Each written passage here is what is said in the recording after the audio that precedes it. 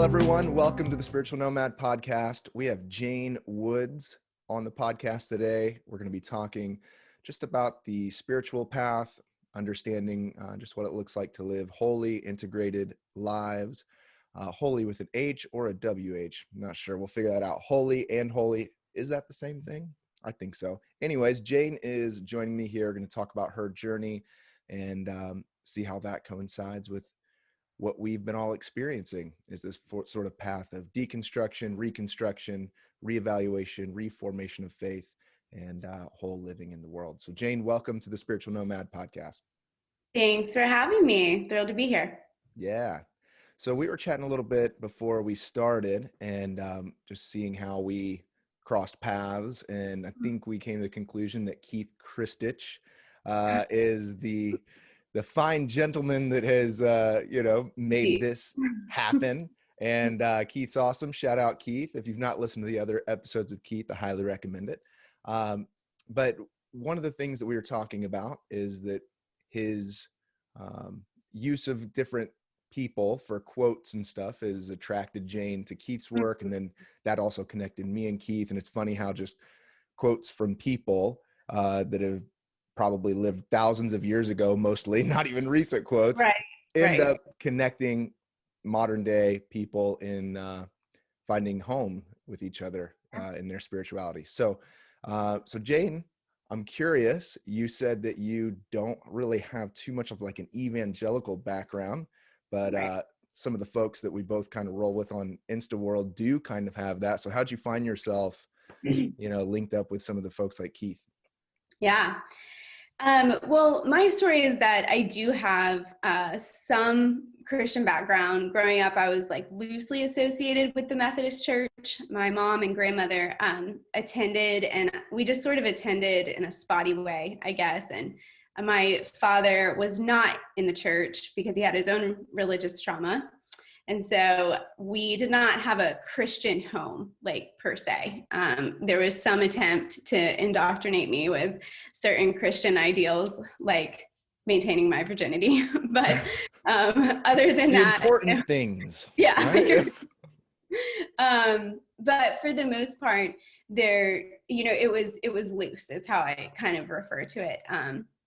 However, I ended up at a Christian university of all places because I played softball actually and had a scholarship and I liked the place well enough. So that is kind of where it started for me. I made a few really good friends who were Christians, called themselves that. And I also had the Christian influence of my coach at the time. And so having had, like I said, some spiritual exposure to the Christian message, I think when I found myself in a really low spot and I knew that my life didn't have the direction that I really wanted, and I was just on the brink of a spiritual awakening in a sense, I turned to Christianity because it's the only thing, what I had the most familiarity with yeah. at the time. Yeah. So what was that experience like? Who did you end up reaching out to? Was it someone like your coach, or who was the first person to really introduce you to that? Yeah, so my roommate, Kelly, was on the team with me. We played softball together. And, the first thing for me was that I realized there was something in her life, something about her life was better than mine. It was like how I experienced it at the time. I was like, there is a sense of peace or joy or some fruit I'm witnessing that I want, and I started to ask her questions. And I had another close friend and I had that experience with her as well. And I also started self-studying. I was like, okay, well, let me read the Bible some and see, what I need. What was that experience like? Did you start at the beginning? Yeah, right. I'm certain I didn't. And it's funny because I got really into it for a while, which is, where at some point the deconstructing comes into, because anyways, I was introduced to a very non-denominational congregation that was progressive. And so it was a soft transition for me from having been very wayward in terms that we understand. Like, you know, I was just a partier. I mean, I was all over the place. And so I had a lot of liberal ideas. And so coming into that community, there was some acceptance of that. And so I wasn't coming up against a lot of hard edges, you know, from a doctrinal standpoint. But you know what comes to mind is that I had this really powerful conversation with my coach when I was on the brink, and I was like, I knew something was happening to me, but I was so afraid of leaving the life I'd known, because it was all the people I'd loved and all the rhythms I'd known, and I could feel it all slipping away. But I was so scared of like what it would be like on the other side of that. And basically he said to me, like, you'll be ready to make this kind of commitment when you're not afraid anymore. And that was really powerful for me. And it took about 4 months, and 4 months of studying, 4 months of asking questions, of being in the community to some extent, in that church, having a lot of supportive women in particular reach out to me at that time. And then there was a day full of synchronicities when I opened my little college mailbox, and I had 2 pieces of mail in it. One of them was completely anonymous, for just somebody who I think had been kind of watching my story unfold. And another one from like a youth group I had just so tangentially been part of, you know, like it was so weird that these came together, and they both had 2 Corinthians 5:17, you are a new creation. Wow. And that was it. I was like looking from like one piece of mail to the other, like, what in the hell is this? Like, something's happening here. I literally called up my friends, and we went to the little chapel that's on campus, and I like straight up gave my life to Jesus. Yeah. I mean, and the reality is too, like, a lot of times in these deconstruction movements, sometimes we can really talk shit about some of those experiences in our life in retrospect. But I love actually seeing a lot of those, because in that moment, it's the most real and true and life-changing thing for somebody. And even though something might be shifting or changing later on at a later date, evolving like we should, like, to dismiss something like that as being powerful isn't, you know, always helpful for us. So I love hearing that story, you know?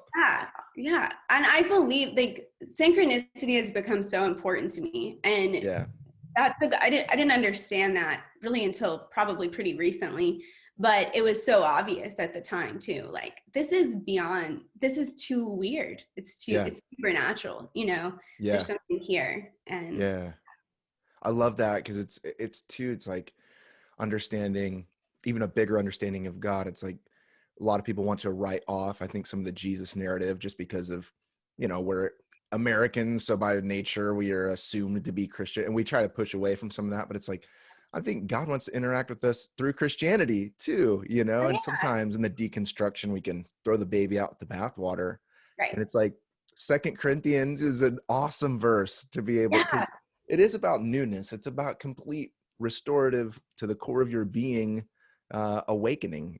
I love that. So, and by the way, your was it the coach or friend that said, whenever you're not scared, that's the right time? Like, that's some of the best wisdom somebody could impart, because normally, and I think that's why some people have a lot of hard times with their conversion stories, is they were coerced into something. But what I think is amazing about yours is that it was gentle and just very holistic, organic way of entering into that. So, which was in that synchronistic way confirmed, you know? Right. I know the timing was perfect, you know, and I felt like I had that permission to let the timing unfold, like you're saying, totally organically. And it's it really did. cool. So after that, what began to take place? I know you said that there was like a non-denominational, it's kind of more progressive in a way. Like what were some of the uh, marks of that, if you will? Like what made it progressive, and how did your like I'm gonna get real cringy for some folks. How did that origin discipleship process, what did that look like? What was that for you that might have been different for other people? So that church was called Broad River Community Church, and community was the core. Like it was like everything revolved around that. Mm, And there's like tons of small groups. Men's and women's prayer met every week. And I think we had a really charismatic teacher, but also just a quality teacher, like for a pastor. And we wouldn't, things like we didn't call him a pastor. yeah. He was the teaching elder, and the leadership was totally not paid. Nobody was paid. And there was just 4 elders who led the community. And so I think in that way it was progressive. Like there was not the hierarchy Mm, was evolved in my, I would call it an evolved hierarchy. So we had leaders, but we weren't, there was not the traditional like suggestion that the leaders were in power over anyone in the yeah. community. Yeah. So there's a lot of division of power. I love that too, because even though it might have had, you know, potentially probably more traditional doctrinal things, but in practice, I love that it didn't have a sort of, once again, a coercion sort of thing, like a Yeah. lot of time we turn churches into like widget factories, and it's like you get them in and bam, bam, box them Yeah. up and send them out, and Right. Right. it sounds like it was a lot more of an organic, spirit Yeah. centered situation. So from that point, you, and something you mentioned too when we were just chatting before we recorded is, you're teaching yoga. I know from following your Instagram page, like what has changed? Like talk me through some of the story between that chapel experience, from. Yeah. So I guess it was, 3 or 4 years later, and I married somebody in that community, and there was a lot of healing in that relationship that occurred. But we were living kind of like a standard life. I mean, he was finishing his master's degree, and I was just like working a desk job to get us through, and it was killing us. So we decided that once he finished his degree, we were going to do something totally different, and we wanted to learn how to grow our own food. So we took a season on a farm and became apprentices and got No real way. land. It was awesome. It was the pivotal experience for us in so many ways, where everything shifted and changed. So that was in the Asheville, North Carolina area, I which love is, that area. yeah, it's just, and we've spent quite a bit of time there. And so that was, what, I had a lot of exposure to Native American spirituality while I was Mm, there. And in general, being so close to the land was healing and also expansive for me spiritually. yeah. And so from that point, I was really open. We were out of church. So we left the community because we moved to be on this farm. So we were out of church and not seeking church at that point. Things were starting to fall apart with that community over homosexuality issues. Uh, Yeah. And we were kind of happy to get out. So we were Sweet. out. Nobody wants to know my opinion. I'm out of here. Yeah. I mean, I was like, yeah, Um, and so not being in church, being close to the land, and then getting exposure to some Native American like spiritual leaders, doing some sweat lodges, and then landing after that experience in Asheville and having my first mentor on the contemplative path, who taught me the Enneagram and who exposed me to Cynthia Bourgeois and the wisdom way of knowing. And that was where, in so many ways, it feels like the story began for me. When I cracked open a wisdom way of knowing, I was like, oh, here's literally everything I was seeking. Like Jesus was always a weird question mark for me, but I know I'm on a spiritual path, and like, you know, Christianity is the only one I've had reasonable exposure to. So I'm just going to go with it. But like, what's the whole blood sacrifice about? Like, Yeah. what the hell? You know what I mean? Like, you know, it's just like, I was never comfortable with it. And I was always weird. Did not have a relationship with Jesus because that was weird. Like, it was all weird. Yeah. But felt a real connection to God, to spirit. Like, so the wisdom way of knowing explained it, like explained what happened in Christian history.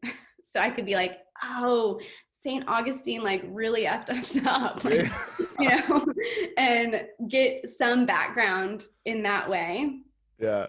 And then be able to have exposure to the wisdom perspective and the perennial philosophy, and like understand the stream underneath it was language for what I felt like I knew in my soul. Yeah. Yeah. So after that, I went to the living school and I learned from Cynthia directly. Really? Yes. That is so cool. Yeah. Yeah. Okay. So you were in New Mexico? Mm-hmm, mm-hmm. So it is a hybrid program. So I went to New Mexico 4 times for extended periods of time, and then was learning with a small group in between the intensives with that. So yeah, That's with cool. Cynthia, and I did that from 2017 to 2019, and so that was still the original faculty members, which is Richard Rohr and Jim Finley and Cynthia Bourgeau. I love all of them so much. That's So so cool. So good. And so It that was, was that first mentor that introduced you to her work then, that really sparked a lot of this for you. mm-hmm. And she's a senior student of Cynthia. So she was learning from Cynthia, still is, and taking, you know, transmitting her teachings in the Asheville area. And so I just got lucky, but I didn't, you know what I mean? Like, Yeah. it all happened as it should. That is so cool. So can I ask you some questions about the living school then? Yeah, let's talk about Yeah, it. what was that experience like? Like when you first were getting signed up for that, did you I guess did you feel like all of that, what your intention was, did that prove to be true through your duration there, or like what Yeah, it was, surprised you, or yeah, yeah. it was absolutely everything I didn't know I was hoping for, like it was, and more probably. And I went through a discernment process. And for me, my yoga training and my first entrance into the living school happened in the same year. And so that was like powerful, I guess, for me to kind of combine this like Eastern exposure and take it directly into what the living school is teaching. Yeah. From a mystical Christian, you know, perspective. I'm So realizing too, really quick, I'm yeah, sorry. We should probably clarify for folks. I'm realizing I know yeah. what the living school is. Right. So for Okay. anybody listening, what is that? Okay. So the living school was started by Richard Rohr, and Richard Rohr calls it an underground seminary. And so it's a 2-year program, learning contemplative Christianity and non-dual consciousness from Richard, and like we already mentioned, Cynthia and Jim. And so the 3 of them came together and they were like, we need a wisdom school. Like, a wisdom school needs to exist. Richard has a platform, you know, and he had the Center for Action and Contemplation, which the Living School is hosted through that center. And yeah, so it's a 2-year training program in increasing your consciousness with a contemplative Christian foundation. It's heavy on theology, but also practice. I mean, there's a real emphasis on like, nothing's going to happen here unless you're devoted to your practice. And then there's education on the different types of practices. So That theological piece is probably really good for a lot of people that need to undo a lot of things, though. Because that's one thing that I was actually happy to hear about the Living School, is that they do really, I don't want to say unpack, but I guess in a way unpack. I guess you've been through it, so you can correct me. Yeah, Like, yeah. it's very like, you know, helping people work through some of the narratives that they've probably accumulated the baggage of, you know? Yeah, and the reality is like the what's the word I want to use? The demographics of it are shifting, but I was year 5, I think. So it's still, it's still a baby in a lot of ways. But like it's just predominantly retired white people, Wow. and those are a lot of Richard's followers. But that's so powerful, I think, because it's like integrating, it's like getting it at the top. You know what I'm saying? Like Yeah. infiltrating the top is Yeah. like, and I love that strategy in so many ways. But yeah, baby boomers are like his primary audience, and like it was obvious. Even when I was there, like by the time I was leaving, I felt like younger and more diverse populations were coming in, and I have to commend the Center of Action and Contemplation because they are so intentional in their efforts to diversify. But there is, to some extent, it's just like this entire contemplative Christian niche is like, that's a lot of the people who are interested in it. And so anyway, I'm kind of getting off on that, No but worries. yeah, that's yeah, no, I lost my train on where I was headed. What was Just your diversifying and the yeah. Living School and your experience with that, and really just helping people move past Oh, theological frameworks that they've already that's what it built. was, because so many people there have been in evangelical Christianity for like 30 or 40 years. Mm. And so there was the unpacking was very real. It was like, these are people who have been devoted to that path and then realized like, this isn't it. This Yeah. isn't it. There's more, so yeah, I definitely felt like there was a lot of work. We just studied all the saints and mystics. Yeah. That's the curriculum. Study all the saints and mystics, and they I had this. love that. Yeah. I can hang with that, man. I really have considered doing the Living School at some point. It's Um, transformative. Yeah. I would love to be able to. I know with COVID, there's probably no, in-person thing there, but I would love to do what you did, like a hybrid, and go over to New Mexico, so, day drive or whatever, maybe a little bit more. I don't know. I'm a road dog though, so I'll get out there and Yeah. pound some miles. So I I'll love do it it. in a day from San Diego. But Yeah. yeah. So with that, I'm curious, your evolution through the Living School to Mm-hmm. be and certainly, obviously, please correct me, but it seems like that may have been the sort of catalyst to put you into the place of where you're at now and what you're wanting to do in a contributive sort of way with the work that you do. Yeah, without a doubt. Yeah, exactly. Yeah, exactly. Yeah, I feel like it was the origin. It was in so many ways the fork in the road, and you can't look back. Like there's no looking back once you've undergone the transformation, is how I feel. So it is, my heart is like, for all of the Christians who don't know that there's another way to be a Christian, like, Yeah. and to re-understand, a lot of I feel like what I had to deconstruct was what I thought I knew about Jesus that never made sense. And Mm. so I went from not having any relationship with Jesus because it seemed gross, like the theology of it,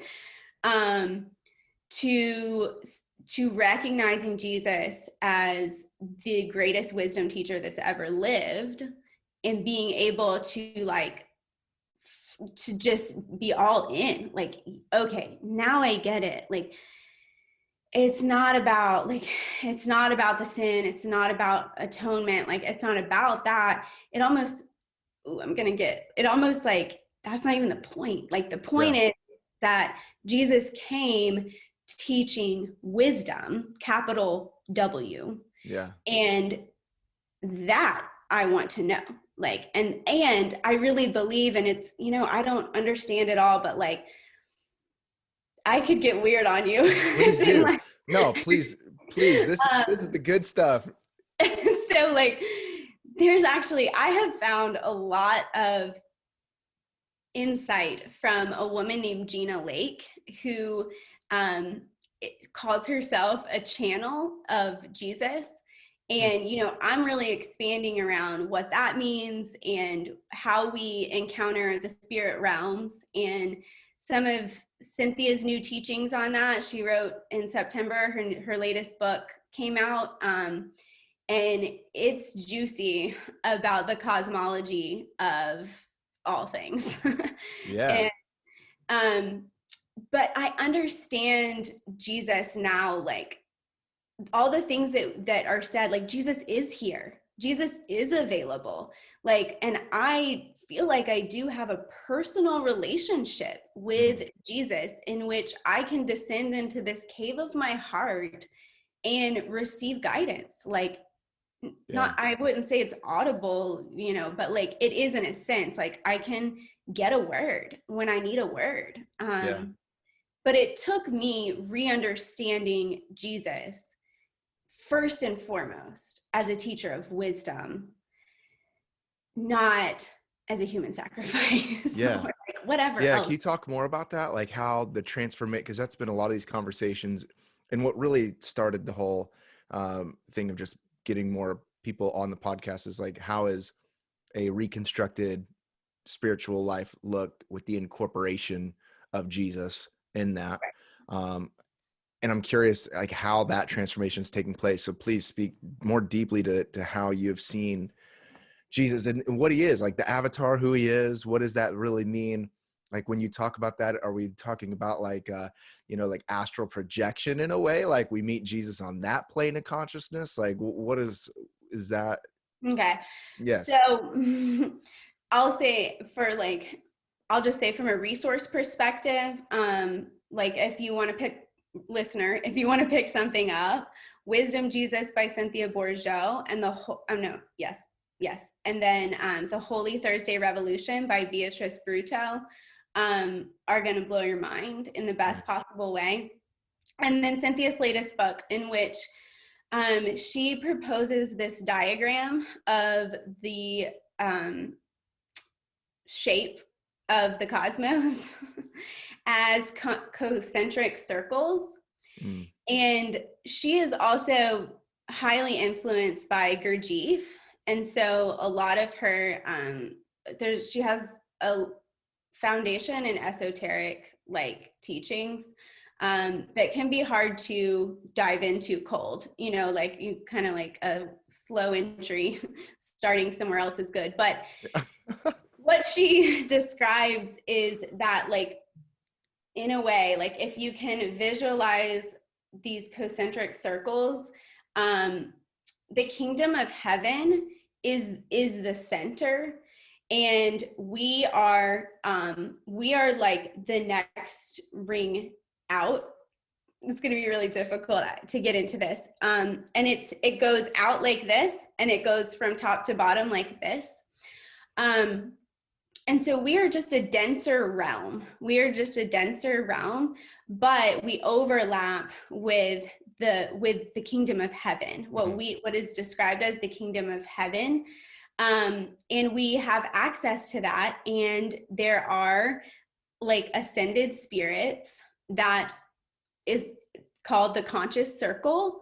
And the conscious circle, which traditionally is said is like 36 spirits, but I think I don't think that's like a legitimate thing, as in like there's only 36, but it's kind of a concept of these spirits that are in active collaboration with people who are in bodies. So and we're always working together for the to bring the kingdom of heaven to earth, which I believe is possible. And Yeah. I'm radically optimistic about it under the circumstances. Yeah. um, You mentioned the Enneagram. I'm a 7, so I am okay. very optimistic all the time Yeah. to a fault. Yeah. And I'm Yeah. fine with that, by the way. Somebody said I'm naively optimistic, and I'd rather be naively Me too. optimistic than Me anything too. else. I'm a 4, which is like usually just depressed, but I've done a lot of work, I think. um, but I feel the same way. I'm like, what's the alternative? Like, Right. what's the alternative? Like choosing to not be, it's like, why? Yeah. So, So the kingdom of heaven is possibility available, I think, is breaking in. Some of the language from the tradition I grew up in is about the breaking in of the kingdom of God. So it's always, mhm. always present, always reality. The language I use for it is perfect divine order to perfect divine pattern. And it sort of, as much as we become aware or conscious or even inviting it into, it sort of breaks into this Yeah. present reality from its eternal existing reality. Yeah. How does that sort of, is that maybe different language or nuanced from what you're talking about? Or I'm curious. Yeah. I think it is, a kind of a vision. I had this really big spiritual expansion over the summer, and I had this like image of fractals, like like the kingdom of heaven is like fractals Mm, breaking in, as you say it, like from the top down or from the bottom up, like whichever way you want to think about it, just kind of spiraling into this world of form. yeah. Yeah. Was that expanded experience a natural thing, or was that something that, I don't know if you want to talk about that or not, but was that something that was um we can just move on from that one. Let's leave it. Let's I'll leave it. just say, I think that experience was catalyzed from for the most part, just a new devotion and commitment to my practices. Mm, And I I love really, that. it could be, again, another example of synchronicities that were unfolding, but mostly just pure showing up for it. Yeah, that's so good. So with that, like the breaking in of, that'd be, my traditional language for that. Um, so we're talking about how Jesus is still incorporated and how that has changed. So you're talking about these 36 spirits, or could be other, engaging and interacting with incarnate beings right now, right? And so Jesus may have been just more um, in tune with that realm of incarnation, or what? Yeah, I'm Yeah, curious. my take on it is, yeah, that he was fully connected, like an open portal Yeah, for that to absolutely just be flowing between worlds, a like, realized being essentially yeah, is a what you realized would say. being. Okay. So when I mentioned Gina Lake, I do that kind of hesitantly, but anyways, just because I think there's probably, people, who knows, like, what about these things. It's all Yeah. so mysterious. um but Jesus has introduced herself, through her as a channel, as a guardian of this planet. And I kind of resonated with that language, and also integrating Cynthia's teachings on the cosmology and the shape of things, and like his his assignment, like his post in some of these higher realms, because there's a lot of layers of Yeah. realms, the way that she teaches, that Cynthia teaches, that is. And there's beings in all realms, basically, and different layers of ascension, I guess, to Do some you extent. laugh, or do you think it's like silly to explain, or what? Talk to me about why you're Yeah, I laughing. think, and it's challenging to explain, honestly. Part of me is like, I'm not equipped to fully explain this, and so I don't want to like get it Yeah. wrong and be, yeah, so that's part of it. um Well, listener, if you're sitting there and you're judging any of this anyways, then, pick a different yeah, episode. I'm curious right. about it. So I can't, I wish I had my book, because yeah, I could no just worries. And I like don't mean to put you on the pull spot out the about it. diagram. I'm very curious. I've not really heard any of this before. So Okay. familiar Oh, with, and I know we're kind of riffing at this point, which is totally Right. That's my jam. Which my friend Jory from the Methods, I think you may know him too. Mm-hmm. I talked to him too. I was joking around. He's been on a couple times also, and he's like, "Dude, it's just Zen. You're just, I'm like, all right, that's an excuse." Good one. Good enough. I like Professional riffer, people that. like, what do you do? I hang out. That's that. Yeah. I like to hang out. Yeah. Um, I love it. so and now I hang out and forget my train of thought of what I was even talking about with the riffing. Oh, Wow. Abraham Hicks. Are you familiar with that? Yes. Is it Right. anything like that? And for the Yeah. listener, Abraham So, Hicks. so for the listener, it's the same concept in Okay. that it's almost exactly the same concept that there is a spirit being, but in this case, it's Jesus himself who is being channeled through a human being. So the channel can basically choose. I mean, now the thing is, to be a channel is usually, a channel would tell you it's lifetimes of preparation for that sort of reception, to like maintain that stance of reception. Yeah. And Gina Lake, for instance, like says, I work for Jesus, and she's, she is dead serious. She has her own following. She's a spiritual teacher. And I sought her out because when I had a spiritual expansion that I mentioned last summer, I felt like my relationship with Jesus was that I was like receiving from him, like receiving what felt like messages. Yeah. And I think about 2020 being like the year I grew my relationship with Jesus, like the year that I finally understood like what that even means. And I think the transition was that I took some advice from other spiritual teachers. I don't even know that it was one in particular.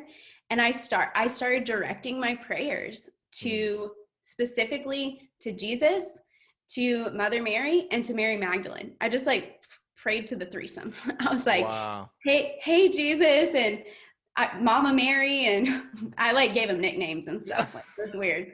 That's how you know it's real. Yeah, You're like, yeah. And I mean, but shit came through.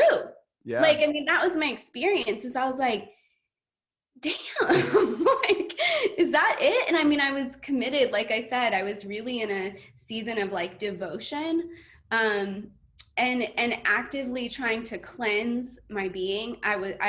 I got sober that summer. Not that I was like had an alcohol problem, but I mean, I just chose there's a family history, and I just was like, nah, like I've just got to cut that cord. And so there was a lot going on that I think catalyzed it. But yeah, and I even had an experience where I felt like Beatrice Bruteau like showed up and had some encouragement for me. And I can't explain it. It weirds me out too. Wow. So that even makes me think, like, just jumping on my, curious train here, like, so once the soul transcends the body at death, whenever that might be, that is the sort of plane where they may enter into that still has some sort of connection to our incarnation in some way, Yeah. And Cynthia would say that that is very possible depending on, how you've cultivated your human life. Also, some of the like saints just skip that. They like kind of skip what we call the kingdom of heaven, and ascend to like an even higher realm. But there's always, I think it's been a process for me to be like, in our culture, we have so lost sight of spirit beings, like angels, like they're all over the Bible, but I don't feel like there's much conversation about the reality of angels. At least there hasn't been in my experience in my spiritual walk, but all of this has really opened me up to a new understanding of like, what spiritual assistance is and how Mm. manifold it is. Like that it Yeah. takes on, who are we? Like the just like absolute infinite expression of God, in so many forms we can't even start to conceive. Yeah. And yet once we can, and we've dismissed because it's not rational. What do you think about, you mentioned angels, then naturally I'm going to ask about like demons and things. What is that like, or has that been something that you've been made aware of? Yeah, I still have a lot of questions about evil, and whether evil is, one question I'm asking is like whether evil is a manifestation of mind. Hmm. And I think it's interesting. Like I was kind of thinking about the story of Jesus driving out evil, into the pigs, and then like sending the pigs to their Yeah. deaths or whatever. And the idea that like evil is can only exist in a body, and like how evil, but I've because there's maybe this sense that like evil is just like loose in the world, Mm. and I don't believe that. Like, but I do think that in our the illusion of our separation from God, that evil can exist. Yeah. um but if we are healed of the separation, that evil can't exist in us. But Yeah. I don't have answers for that. Yeah. Because I mean, I think when you're healed, or like, when people talk about being saved, that word sozo is so much more than, it includes healing, it's wholeness, it's complete restoration, it's so much bigger of a word than just like, are you saved, brother? Right. Like, and that was probably a jerk thing of me to even use that sort of a twang with it, but you feel my drift. So my point is that like, I think we have, when we are saved or whole, or have seen through the illusion or transcended the chasm of separation, we enter Mhm. back into this sort of original nature, even though we may not fully realize that or experience that like in the incarnation, but spiritually we enter back into that, and therefore pretty much exist pre-curse, if you will, and so you don't have a lot of the things like evil or destruction or the stuff that comes after, that curse, which I think is just a huge metaphor, at the beginning of the Bible.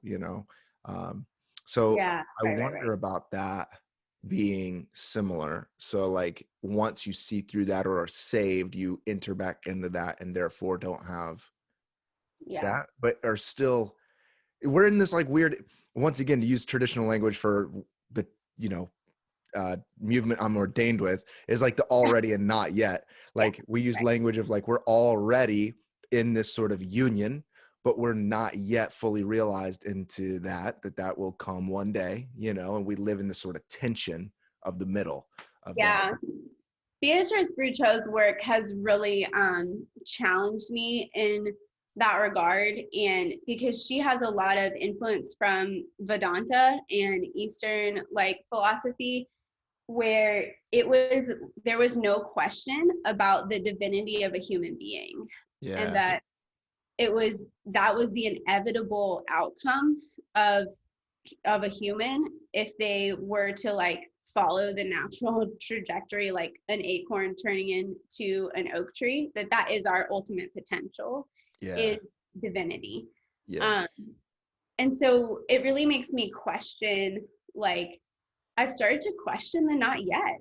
Like I've really started to question that and be like, is that just our inability to like explain things, that we Mm. have to be like, it's not yet, because that's still suggesting that heaven is only meant for after life, for after human Yeah. life, or human divinity is only for after human life, or that we're never worthy. There's still a lot of thought that's like, that's still not even a reality or like a concept in Yeah. certain paradigms. Yeah. Yeah. I love that Alan Watts, old philosopher from the 50s and 60s, talks about early 70s into, but he says, in the Western world, if you say, I'm God, people are, kicking you out of churches and calling you crazy. And even people who don't believe in God are still thinking that you're a Yeah. lunatic, Yeah. And in the East, they say, oh, you finally understand. Great. Like everybody's like, cool, Yeah. like, Yeah. I And mean, it's Thomas, probably more celebrated, I'm sure, in some ways of that, but the point remains is that it's yeah, like, obviously, yeah, you're God in obviously, disguise. obviously. I know, right? I mean, like, yeah, and I don't know where we went wrong there. But Thomas Keating, I still just love, well, his entire guidelines for Christian living in open mind, open heart is like phenomenal for anybody who's looking for a new way of understanding Christianity. Mhm. But like the third point or something is that God and our true self are not separate. Although we are not God, God and our true self are the same thing, Yeah. same idea, Yeah, I love that. And that's like I've talked about on other things, or did a little YouTube video about panentheism, where the Yes, Eastern has the right. pantheism, we're more theistic, where it's separate from, but yet it's overall in all through all, yet distinct, and all this sort of weird matrix stuff because it's not Yeah, linear, right. uh, Not linear. Yeah. at all, which is a first and foremost is a complete mind blow to everyone not everyone, but most folks in the Western world. Yes. As we, enter in this last little portion of time, I'm curious, you said about how your relationship with Jesus has become more alive, has taken a whole new facet, all of these things. A lot of people talk about their relationship with Jesus. Can you just talk a little bit about the nuanced differences between what you thought that was before and how I think you have done that, but how you experience that now? And more importantly, I think how you articulate this to people, because a lot of people that do listen to the podcast, they have family members or friends or people that are still kind of thinking about it in more of a transactional sort of way. Mhm. And they haven't really entered into identity of this, how do you articulate the change, and how do you do that with people in your life that might still have other narratives? Yeah, that's complicated. I want to be like, Sorry about that. oh, I just don't. Yeah. um, because that feels like the truest response. Like, I just Which is avoid that valid. conversation at all costs. um, because it's really tough. I mean, like, yeah, to have that conversation. um, I I just I just believe that, cosmic assistance is available to us and is longing to help, like, help us save the world Yeah. from where it's headed. And that, I think so I don't know how I talk about it. I think I'm really learning that myself. Like, I think I'm really in a position of, this in some ways is the most I've ever talked about it on Yeah. this podcast right now. Just because there's so much pain for so many people. Hmm. And then there's so much confusion. And all I know is that when I asked, when I called on Jesus's name, that there was a response. Hmm. And I really think that Jesus's mission was to enlighten us to our own divinity. He said we will do even greater things than he. Yeah. Um, and I think that's what he came for.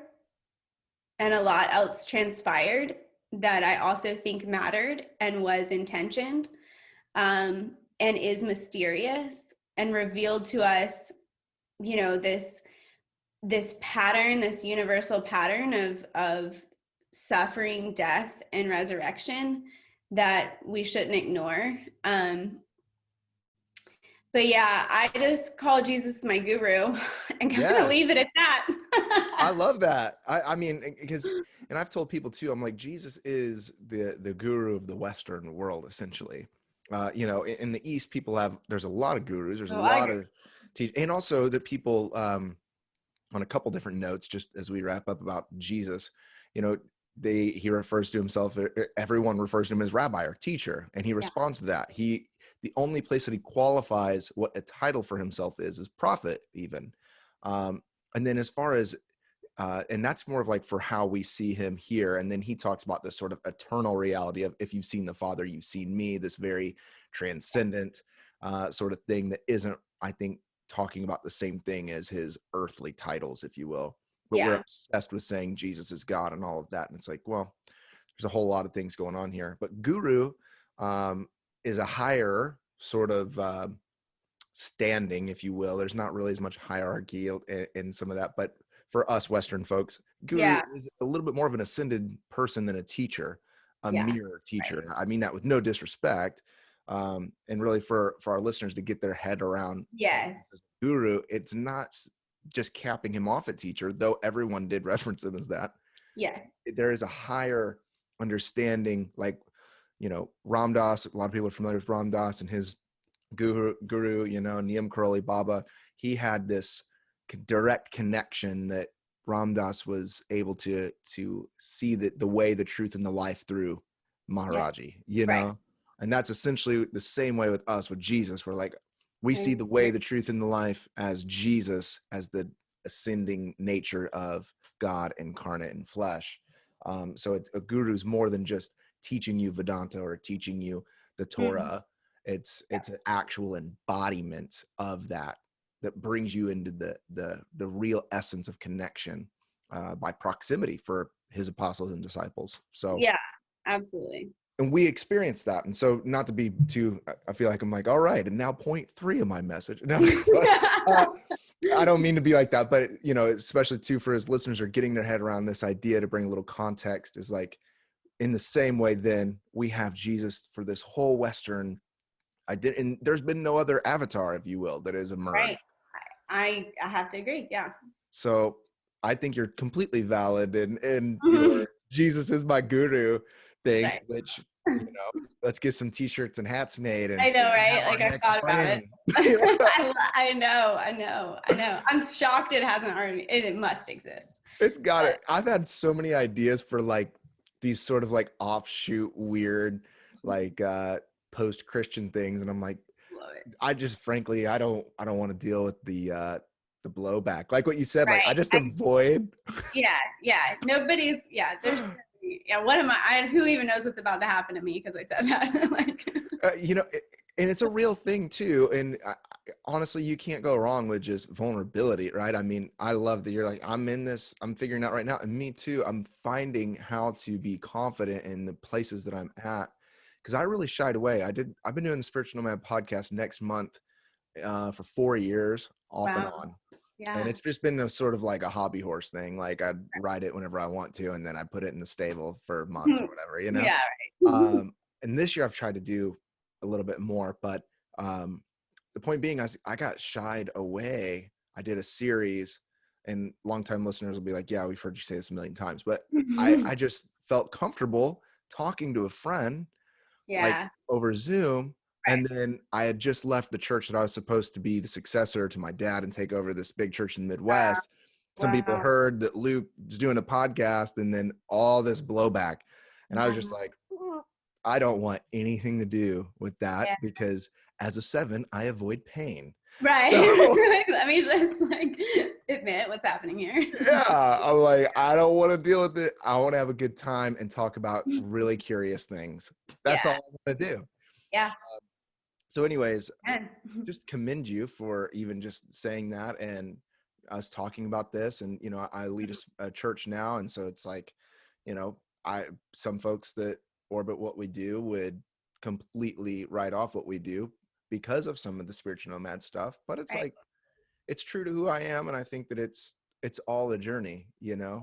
Harkening Absolutely. back to the beginning of this Yep. conversation, when the It is. people around you we're Mm-hmm. just part of it. And so when you're ready, when you're doing this, and there's no coercion or agenda. So That's right. it's wonderful. So Right. as we wrap up, what are you doing now? What is your, um, like what do you offer? What are you Mm, yeah. doing? How can people get in touch with that?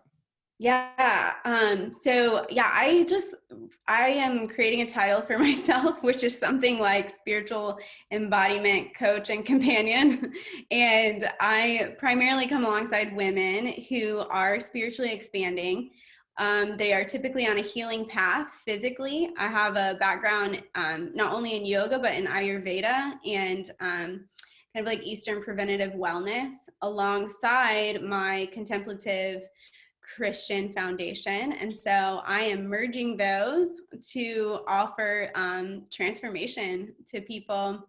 And the thing I'm most excited about, which I don't know when this will air, but I have a circle that I'm forming to specifically study wisdom Jesus and go into that more so alongside some Eastern philosophy as well with yoga influence and rhythm of life stuff, and we like really get into how do we create a life that is going to precipitate spiritual awakening. Mm. So I'm stoked about that. So what is that going to look like? Is it online? Is it local to where you are? It's online. Yep, it's going to be it's called Sunday Circle, so it'll be every Sunday afternoon for 11 weeks, and you'll get yoga practice to go along with it, and we'll be studying 2 texts and then chatting about it, receiving some teachings and some embodied practices, breath work and meditation and that kind of thing. That sounds awesome. I think it's going to be great. Like, And is if this for anyone, people guys and ladies both, It or is is. this I do think it's for women. okay? I've envisioned it for women, and one of the texts we're studying is kind of targeted toward a female audience. So I'm going to Cool. start there, see how that goes, and maybe branch out. Yeah, I love it. That's Mhm. cool. You seem very excited about it, and I think that people will, join it and have a good time with it. So any of our lady listeners right now, be sure to check in with Yeah, that. And so, what's like the website, what yeah, Instagram handles, all that stuff? People want yeah. to So touch. yeah, my business Instagram is at Waking House, waking.house. And you can find us at wakinghouse.com as Cool. well. And do So you we do offer. this? I'm sorry. Go ahead. No, I was going to say my husband's a therapist, so we offer holistic therapy as well as my coaching. So yeah, That's exactly what I was going to ask. Because I was like, your husband, I think, is yeah. engaged in with all this stuff too, right? Mhm. So Yep. So we're a duo and we're working on, yeah, we're just putting it out there. Spiritual entrepreneurs, I guess. yeah, what a fun road, and what a better time though, Say that. like. Yeah. So yeah, fun is has a whole lot of asterisks and footnotes with it. Right. Like it is like, it's so energizing. It's so energizing. We just feel like honestly, man, like this process has been such a teacher in how to just do what your heart tells you to do, and it Yeah, comes together. Like that's it, deep in my intuition, experience. confirming Yeah, synchronicities, all of those things are so good and important. yeah, So, sure, so good. Jane, thanks for jumping on the podcast with me today. absolutely. Thank you so much, Luke, for having me. It's been rich.